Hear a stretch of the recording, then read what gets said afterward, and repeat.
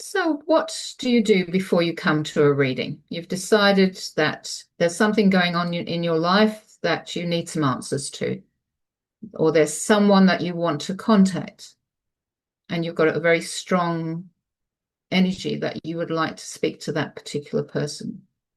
Well, as you come to a medium, it's not always possible to find the answers exactly as you want them. I know with myself that all I do is open up to spirit and to see who's around, why they're around, and what's the best information that you can get. So it's very important for you to be open to that.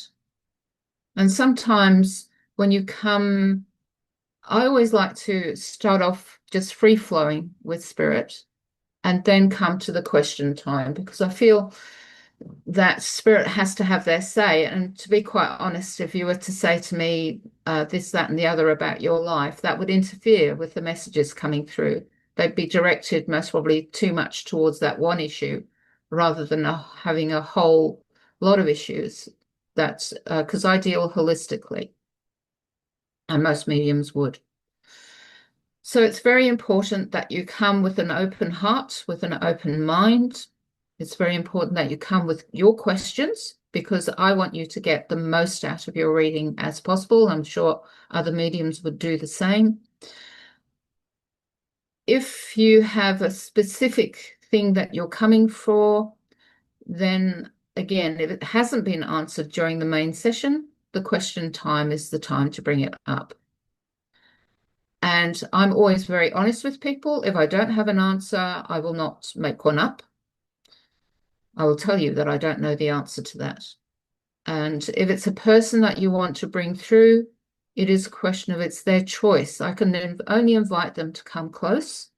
I sometimes find that it'll be, say, if you, for instance, if you want to be in contact with your mum, and your mum's not ready to come through yet, it might be too soon, too early for her, then she might come through with the grandmother speaking on her behalf.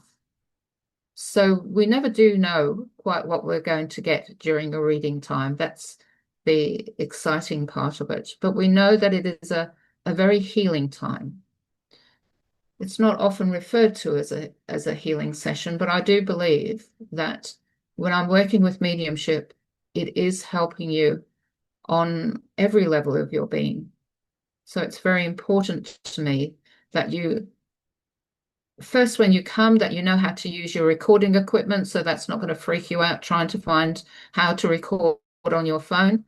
And it's also very important that you know to rest afterwards, to give yourself some time to put things in order. And it's very important that you listen to the recording afterwards because we're giving you so much information so quickly from spirit that it's only afterwards when you sit down with a cup of tea and start going through the recording that you can really take it apart and seeing what fits, what doesn't fit, because we can't get it completely right.